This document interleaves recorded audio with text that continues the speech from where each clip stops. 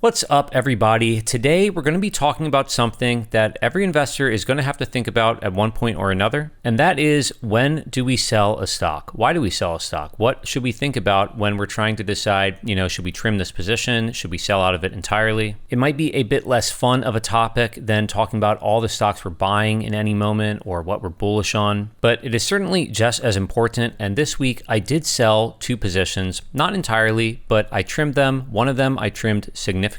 So we're going to talk about that here. As always, if you get value out of the video, subscribe to the channel and maybe consider supporting me on Patreon. If you do support me on Patreon, then you probably know the two stocks that I sold out of this past week, because I mentioned on Monday that I was trimming a bit of my position in Lyft, and on Wednesday that I was trimming significantly my position in Alibaba. Now, as far as why we might sell a stock, typically people might cite two general reasons. One is something's changed about the company. You had your thesis and now maybe there's some new information that's come out and you realize, you need to adjust that thesis of yours. You need to maybe change some assumptions. And the other reason you might sell a stock is something has changed about the price. You used to think the price represented great risk reward relative to your other opportunities, but now maybe the price has gone up so much that you think that there's better risk reward out there in the market. You think there's better opportunities. And both these stocks have certainly gone up a lot. Lyft is roughly a double from where I was buying it, around 11, and Alibaba is up more than double on the year so far. I made a video on Alibaba 2 to 3 months ago. The price at that time was about $106 a share. I said in that video that I thought Alibaba was offering good value. The stock is up 60% since then. But also in that video, I said that I've held Alibaba stock for almost 4 years. While I am up money on that position today, I think Alibaba is a company where I made some mistakes. When I made that video a couple months ago, Alibaba was one of the few stocks in my portfolio that I was down on, and this was after holding the stock for several years. Even after its recent run up here, certainly with hindsight, this money would have been better spent in the other positions in my portfolio. I think that I overestimated their growth. I was a bit too optimistic on their multiple. But still,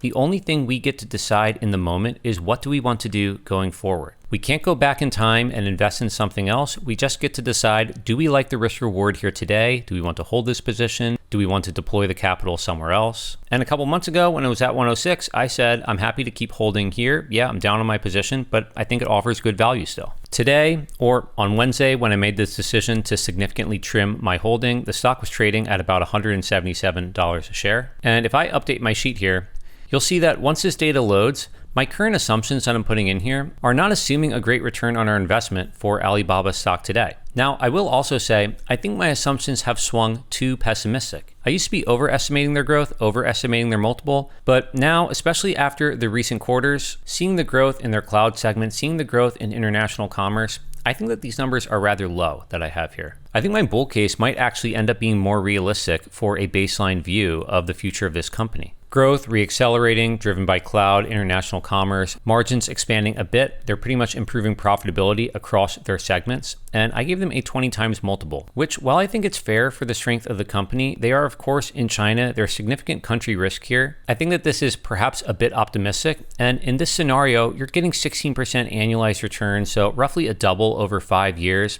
I just don't think I'm getting enough reward anymore. So I cut this position significantly. I may even sell out entirely in the future. Of course, it's possible that the stock keeps on going up. Just like when we buy a company, it's possible that the price might drop. I don't know what's going to happen, but I don't feel like my risk reward is all that great at current prices. Now, one thing I am aware of about myself, and one thing I think we all should be aware of just in general, is where are our biases? We don't want to be too influenced by the price history of the company. Again, we are concerned about the future. For some people, if they see a chart that looks like this, a company down 50% over the past 5 years, down 30% on this year, it looks ugly. For some people, they would be biased against buying this company. Regardless of whether the fundamentals of this business tell you it's a buy or a sell, or it looks like good risk reward or not, just the price alone, just this chart looking like this, for some people, this will bias them against buying the company. Similarly, for other people, if you see a company that has doubled in a short period of time, or maybe they've tripled or more, you could have bought the company for much cheaper in the past, and maybe there hasn't even been significant news from when the stock was trading at a cheaper price to today.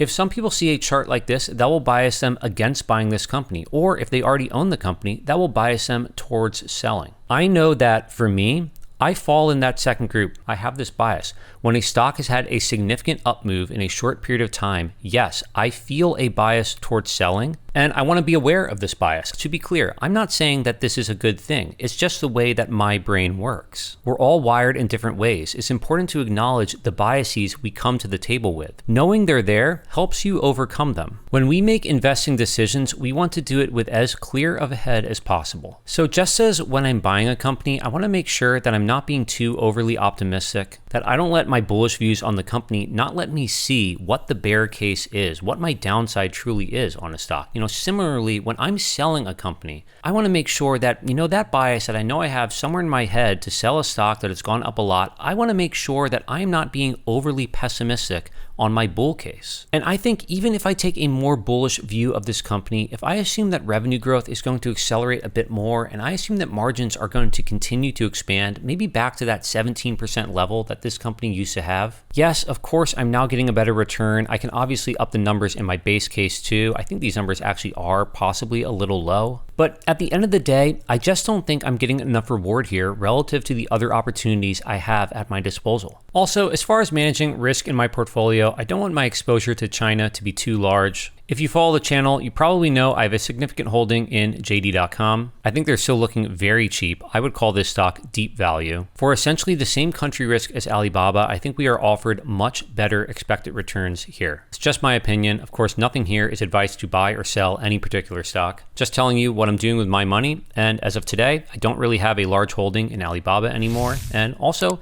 Lyft. Let's talk about Lyft. I've made a couple videos on Lyft on the channel. I've said multiple times how I think Lyft offers excellent value. My bull case for Lyft always was essentially management's forward guidance. Actually, let me do this in my new little template here. It's a little nicer. Again, if you want access to this template, if you want access to my custom Google Sheets add-on, then I hope you consider supporting me on Patreon. Just gonna hide these cells here. Lyft was not a public company back then. Now, my bull case, which again, roughly reflects management's long-term guidance, 14% growth. I assume they got to a 9% operating margins, and I gave them a 20 times multiple. With these assumptions, yes, it's optimistic, but I think still realistic. You're looking at a 25% annualized return on this stock. It's still a triple in this scenario. So the numbers aren't as good as where we were buying it, but it still looks very nice to me today. And my base case, just for reference, I assumed only 10% revenue growth. Margins got to 7%. I gave them a 5% free cash flow margin, and I only gave them a 16 times multiple. And in this scenario, which I think is reasonable, again, you can go back and watch my videos on Lyft if you want to get more of my thoughts on this company. But here in this scenario, the stock roughly looks fairly valued right now. I mean, this is implying a 10% annualized return on the stock. I think Lyft is reasonable. And just to complete it out, putting the numbers in for a bear case here, I assumed 6% revenue growth. And in the scenario where they're competing heavily with Uber and they have to compete on price, I assumed margins only got to 5%. I'm going to barely give them credit for free cash flow, and I'm only going to give this company a 10 times multiple. Yes, I think this would be cheap, but again, this is the scenario where they are in pretty much a losing price war with Uber. And with the numbers I put in, yeah, you're not getting as good of a return on Lyft as it seems like you might be getting in other stocks. So I did trim a bit, but not nearly as much as with Alibaba. And being aware of my biases towards possibly taking a profit, I just wanted to ask myself, do I think that this bull case is possibly underselling the upside scenario here? Lyft did just announce a partnership with Waymo. They're bringing autonomous driving to Nashville in 2026. In my model, I was only assuming operating margins get to 9%. In a possible future with autonomous vehicles where that could significantly bring down costs, I might not be giving Lyft enough credit here. If I improve their margins just slightly, you're looking at, a 32%